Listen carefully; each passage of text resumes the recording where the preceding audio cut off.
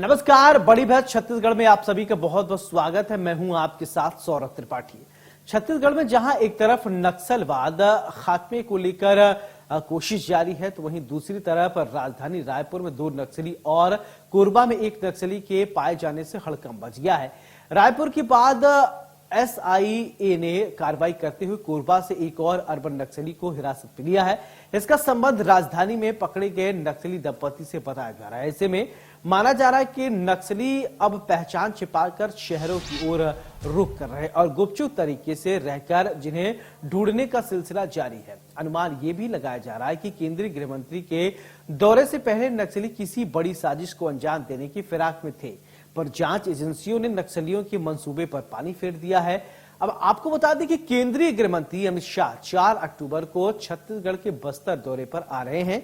वहीं आगमन से पहले केंद्रीय जांच एजेंसियां लगातार अलर्ट पर हैं। छत्तीसगढ़ के कई हिस्सों में, कई जिलों में कार्रवाई करते हुए छिपे हुए नक्सलियों को ढूंढकर पूछताछ कर रही है और पूरे नक्सल नेटवर्क को खत्म करने में लगी हुई है। आपको बता दें कि जब केंद्रीय गृह मंत्री अमित शाह छत्तीसगढ़ आते हैं तो सुरक्षा बल के जवानों और अधिकारियों के साथ नक्सलियों पर बैठक कर आगे की रणनीति और फीडबैक पर चर्चा करते हैं। साथ ही मार्च 2026 तक नक्सल मुक्त छत्तीसगढ़ के लक्ष्य को लेकर सुरक्षा बलों की ओर से की गई कार्रवाई पर भी केंद्रीय गृह मंत्री चर्चा कर आगामी कार्ययोजना और रणनीति तय करते हैं।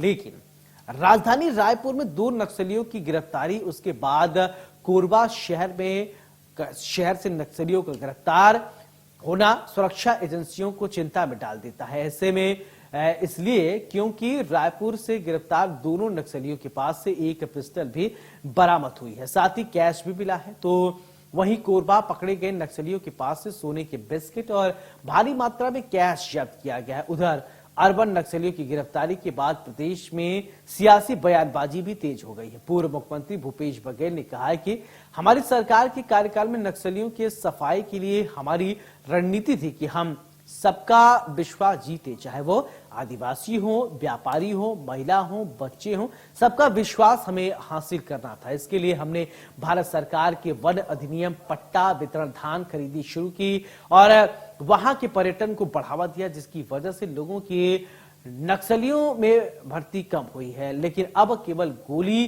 का जवाब गोली से दिया जा रहा है, जिस पर बीजेपी सांसद संतोष पांडे ने कहा कि जिस प्रकार बिल में दवाई का छिड़काव किया जाता है तो पूरे सांप बिल में बाहर सांप निकल जाते हैं, उसी प्रकार अब न केवल जंगलों में रह रहे नक्सली बल्कि शहरों में छिपे नक्सली भी पकड़कर बाहर निकाले जा रहे हैं। केंद्रीय गृह मंत्री ने नक्सलियों के खिलाफ जो रणनीति बनाई है उससे कोई भी नक्सली बचने वाला नहीं है, चाहे जंगल में नक्सली हो, शहर में छिपकर रह रहा हो। आज इसी मुद्दे पर विस्तार से चर्चा करेंगे। चर्चा के लिए कुछ मेहमान जुड़ेंगे, लेकिन उससे पहले सियासी बयानबाजी सुनाते हैं, फिर इसके बाद करेंगे बड़ी बहस।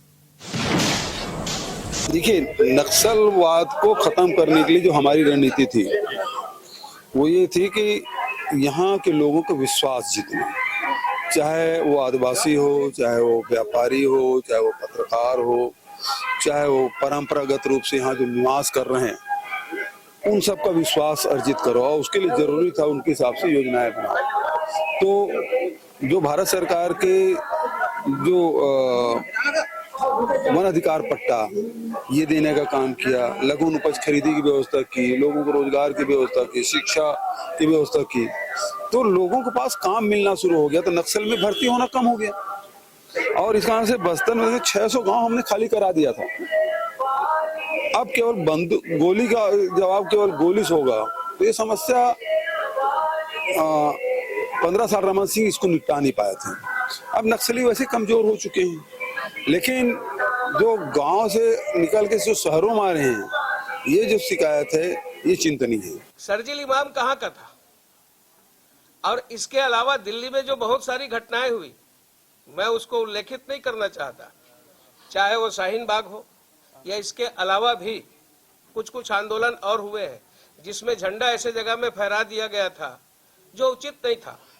आज भी जो मिल रहे हैं वो जैसे कि बिल में वो एक रसायन होता है ना, जब डाल देते हैं तो सारे असड़िया, ढोड़िया, पिरपिट्टी बाहर आते हैं, वही हाल है। माननीय अमित शाह जी ने जिस प्रकार से एक्शन लिया है, चाहे वो जंगल के नक्सल हो चाहे शहरी नक्सल हो, कोई बचने वाले नहीं। तो नक्सली गिरफ्तार हो रहे हैं जंगल से निकलकर। क्या नक्सली अब शहर की तरफ रुख कर रहे हैं? यहाँ शहर में छिपकर नक्सली कुछ ऐसी वारदात की फिराक में है। तो आज इसी मुद्दे पर चर्चा करेंगे। देखिए, नक्सली हमला और नक्सलियों का आतंक लगातार छत्तीसगढ़ में रहा है और इससे जो नक्सल प्रभावित क्षेत्र हैं उससे जो सटे क्षेत्र है वहां पर भी इसका एक असर रहता है। अब देखने वाली बात यह होती है कि आखिरकार नक्सलियों का जो शहर की तरफ मूव करना या शहर में रहकर नक्सली रह रहे हैं उसका क्या परिणाम हो सकता है। क्या ये जरूरत आ गई है कि शहरों में भी पता किया जाए? कहते हैं ना, चिराग तले अंधेरा। जंगलों में तो हम नक्सलियों को ढूंढ रहे हैं लेकिन शहरों में नक्सली घूम रहे हैं, किसी को कुछ पता नहीं। बहरहाल दो खास मेहमान हमारे साथ जुड़े हैं। सबसे पहले परिचय, फिर इसके बाद चर्चा की शुरुआत करते हैं। निशिकांत पांडे जी हैं, भारतीय जनता पार्टी के प्रवक्ता हैं, बहुत बहुत स्वागत है। सौरभ साहू जी हैं, कांग्रेस के प्रवक्ता हैं, बहुत बहुत स्वागत है। चर्चा की शुरुआत निशिकांत पांडे जी मैं आपसे ही करना चाहता हूं कि अभी तक तो जंगल में नक्सली हुआ करते थे, या अब क्या शहरों में भी नक्सली आ गए हैं, चोरी छिपे यहां रह रहे हैं और किसी बड़ी वारदात को अंजाम देने की फिराक में, जैसा कि 2 नक्सलियों को शहरी इलाकों से पकड़ा गया है? क्या लगता है कि अब वो जरूरत आ गई कि शहरों में भी देखा जाए कि कहीं ऐसा तो नहीं शहर पे घुस के बैठे, कहां बैठे, कैसे बैठे, कुछ पता नहीं चल पा रहा? निशिकांत जी। सौरभ जी, आपको और कांग्रेस के हमारे भाई सौरभ जी को समझा जो इसमें कोई किंतु परंतु नहीं। अगर अर्बन नक्सल एक्सेस को देखें इनका, तो इस नेक्सेस में कहीं कोई किंतु परंतु नहीं है कि वो नहीं होती। कोई किसी को भ्रम में रहना तो अलग विषय है। जिस प्रकार से तेजी कार्रवाई हुई हमारे यहाँ, और इन 1.5 वर्षों में लगातार आपने देखा होगा 400 से ज्यादा एलिमिनेट हमने कर दिया है, 2000 से ज्यादा, और लगभग गिरफ्तारी हुई है 2000 से ज्यादा, लगभग आत्मसमर्पण है। तो ये इंटेंट को दिखाता है, इंटेंसिटी को दिखाता है किस प्रकार देश की सरकार, केंद्र की सरकार और प्रदेश की सरकार, साथ ही साथ वो सुरक्षा बल जो हमारे और आपके सुरक्षा के लिए अपनी जान को हथेली में लेके उन सुदूर वनांचल में हमारे और आपके लिए संघर्ष कर रहे हैं, उनके प्रयासों का ये एक संगठित परिणाम है, जिस कारण आज ये इनकी कमर टूटी हुई है। और जिस प्रकार से ये जिंदगी की भीख मांग रहे हैं और हम कह रहे हैं चल हट, छूटता नहीं है, उसका बेसिक कारण है सौरभ। जिस प्रकार से हजारों लोगों को, निर्दोष लोगों को इन्होंने मौत की नींद सुलाई है, जिस आदमखोरों ने इस प्रकार का प्रयास किया, लगातार किया, उनको वहां से, बस्तर से हटाना एक नई सफलता के नए आयाम को तय कर रहा। हमारा बस्तर एक विकास की राह की तरफ अग्रसर हो चुका है। लेकिन जिस प्रकार से आपने बात कही और भूपेश बघेल जी ने कही, देखिए अर्बन नक्सल नहीं होते ऐसा भारतीय जनता पार्टी ने कभी नहीं कहा। इनफैक्ट हमने हमेशा कहा कि सफेद पोस्ट और अर्बन नक्सल के इस नेक्सस को जब तक ब्रेक नहीं करेंगे, क्योंकि स्लीपर सेल जो बंदूक उठा के वहां गोली चला रहा है वो तो अलग है, लेकिन उनको एक्टिवेट करने वाले कहीं ना कहीं हमारे और आपके बीच में ही बैठे हैं और यही से सारी चीज संचालित होती है। तो जिस प्रकार से एनजीओ को बैन किया, जिस प्रकार से फंडिंग को रोका, जिस प्रकार से उनके राशन, खाद, पानी जो देने वाले लोग हैं उनको ब्रेक किया, तो ये भी आइडेंटिफाई करना। और सबसे महत्वपूर्ण है कि जो इंटेलिजेंस हमको मिल रहा है वो भूतो न भविष्यति, ऐसा इंटेलिजेंस भी हमारा बहुत शानदार काम कर रहा है कि हर तरफ से हम उनको मतलब एलिमिनेट करके हमारा जो टारगेट है कि 2026 में हम लाल रंग से बस्तर को बाहर लेके आए। आपको बहुत जल्द ये संकल्पना साकार होते दिखेगा और बिल्कुल रायपुर और बिलासपुर के जैसा तर्ज पे हमारे बस्तर के भाई बहन भी विकास के नए आयाम को तय करें। सौरभ साहू जी, मेरा सवाल आपसे कि अर्बन नक्सली की अगर बात हो रही, क्या आप भी ये मानते हैं कि नक्सलियों का जो मूवमेंट हुआ है वो जंगलों से छोड़कर अब शहरों की तरफ हो गया है? अगर ऐसा हो रहा है तो ये शहर वासियों के लिए भी अब घातक हो सकता है कि उनके दिमाग में क्या चल रहा है, क्या वो करें, क्या कहेंगे आप? एक प्रतिक्रिया दीजिए। देखिए, निश्चित रूप से सौरभ जी, अगर यहाँ पर शहर के अंदर अगर नक्सली मिल रहे हैं तो निश्चित रूप से ये शहर के वासियों के लिए भी थोड़ी चिंता का विषय है। और मुझे लगता है कि प्रशासन, शासन और जो हमारे सेना के जवान, पुलिस के जवान हैं और इंटेलिजेंस है, उनको विशेष रूप से और ज्यादा अलर्ट रहने की जरूरत है। अब ये बात और है कि बस्तर के अंदर या जंगलों के अंदर जो कार्रवाई हो रही है उसकी वजह से ये रायपुर, कोरबा, बिलासपुर इन शहरों में आ रहे हैं, क्या ये पहले से ये नेटवर्क फैला हुआ है इनका? तो मुझे ऐसा लगता है, मेरा व्यक्तिगत विचार ये है सौरभ जी इसमें कि जिस तरीके से यहाँ पर गिरफ्तारी हुई और उनसे जो सूचनाएं भी मिली तो काफी लंबे अरसे से यहाँ रह रहे हैं, तो अर्बन नक्सल तो यहाँ पर जो जंगलों में नक्सली हैं उनको सपोर्ट करने के लिए और उनको मुझे लगता है कि फंडिंग वगैरह प्रोवाइड करने के लिए या जिस तरीके की भी सपोर्ट इनको लगती होगी उसके लिए ये नेटवर्क बनाते ही हैं, क्योंकि अल्टीमेटली जो इनके रोजमर्रा की जरूरतों की चीजें हैं, फंड है, वो कहीं ना कहीं शहर के रूट से होकर के जाती ही होंगी सौरभ जी, मुझे लगता है। तो कहीं ना कहीं ये अर्बन नेटवर्क तो इनका होता है। और अच्छी बात ये है यहाँ पर कि जो हमारे सुरक्षा के जवान हैं, जो हमारे सेना के जवान हैं, वो लगातार कार्रवाई कर रहे हैं, जंगलों के अंदर भी कार्रवाई कर रहे हैं, इसके लिए वो बधाई के पात्र हैं। और अगर ये जो शहरी नेटवर्क है उसको ध्वस्त करने में कामयाब होते हैं तो निश्चित रूप से ये बड़ी सफलता होगी, मुझे ऐसा लगता है। लेकिन विशेष रूप से अब और ज्यादा अलर्ट रहने की जरूरत है और शहर के लोगों को भी, मतलब ये जनमानस की भी जवाबदारी है कि उनके आसपास किस तरीके के लोग रह रहे हैं, उनको थोड़ा सा ध्यान में रखा जाए और लोग भी अलर्ट रहे, मुझे लगता है। बिल्कुल निशिकांत जी, देखिए अभी जंगल में आप लोग लगातार काम कर रहे थे, वहां पर सेना के लोग वहां पर लगे रहते हैं और जवान वहां पर लगातार कार्रवाई कर रहे हैं, लेकिन एक चुनौती से निपटने की कोशिश, उसमें काफी हद तक आपको सहूलियत भी मिली, काफी हद तक आप लोग उसमें सफल भी हो रहे हैं, मतलब सरकार की जो मंशा है। लेकिन अगर शहरों में ऐसा हो रहा है तो फिर कहां घर घर कहां आप खोजिएगा, कैसे पता चलेगा कि ये इस नेटवर्क के बारे में, फिर कैसे सुरक्षा एजेंसियां, कैसे इंटेलिजेंस, कैसे एलआईयू इस पर काम करेंगे, उसको लेकर कुछ बताएंगे क्या? बिल्कुल सौरभ जी, जिस प्रकार से हमारे भाई कह रहे थे, वास्तव में अर्बन नेक्सस को पकड़ना, उसके लिए एक हमने कैंपेन भी चलाया था जिसका कांग्रेस ने वो उपहास भी किया था कि फाइंड आउट योर नेबर, अपने नेबर को आइडेंटिफाई करो, उसके डॉक्यूमेंट सबमिट करो। जैसे आप रेंट पे देते हैं मकान, तो या और किसी स्थिति में अगर आपके आसपास कोई संदिग्ध व्यक्ति लगता है तो आपको सूचना जारी करना है, आपके नाम गुप्त रखे जाएंगे, जिसके कारण कई सिंडिकेट को हमने ब्रेक किया है। आप ये देख लीजिए, नशे कारोबार में जो इतना बड़ा ब्रेक हुआ है उसमें भी सफलता आम जनमानस के सहयोग के कारण मिली है। दूसरा, जिस प्रकार से इनके कमर तोड़े गए, जिस प्रकार से इन आदमखोरों को मारा जा रहा है, देखिए जो लोकतंत्र पे भरोसा नहीं करता और बैलेट को नहीं मानता, बुलेट से मानता है, तो अब तो ईश्वर की कृपा से और नरेंद्र मोदी जी के नेतृत्व में मेक इन इंडिया बुलेट हमारे पास, वो तो यहाँ निशाना करके हम दे रहे हैं। क्योंकि जब तक इन आदमखोरों को इनकी भाषा में जवाब ना दिया जाए, क्योंकि मोदी जी ने कहा है जो जिस भाषा में समझता है उसको जवाब दिया जाए। आप देख लीजिए ना, अगर सुजाता जैसी नक्सली अगर तेलंगाना में जाके समर्पण करती है, उसके कॉन्टेक्स्ट को आपको बहुत बड़े कैनवास में देखने की आवश्यकता है सौरभ जी, क्योंकि अगर आत्मसमर्पण करना हो तो सुजाता को छत्तीसगढ़ में करते, कहीं ना कहीं एक इंटेंट है कि कहीं ना कहीं उनको सपोर्ट मिल जाए, सुनिश्चित किया जाएगा। लेकिन अगर आपके माध्यम से कोई भी नक्सली का नेता या कोई भी गुर्गा सुनता है तो तुम्हारे पास एक ही चॉइस है, बैलेट या बुलेट, तय तुम्हें करना है, चॉइस इज योर्स। हमारे सुरक्षा के बल के जवान, हमारे प्रदेश की सरकार, केंद्र की सरकार, इंटेलिजेंस की टीम आपको आखिरी गांव के आखिरी घर से बाहर फेंकने के लिए बिल्कुल आमादा है। आप सरेंडर कीजिए, आत्मसमर्पण करके मुख्य धारा में आइए, अदरवाइज आपके भी हश्र वही होंगे जो 437 नक्सलियों को। बिल्कुल सौरभ जी, एक सवाल मेरा आपसे, देखिए अभी